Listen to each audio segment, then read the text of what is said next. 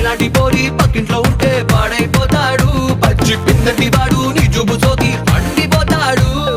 అంతో ఇంతో అందంగా ఉంటా, ఐస్కాంతాన్ని మింగేసి ఉంటా, అందరి కళ్ళు నా మీదే పడితే అరిగిపోతుందా.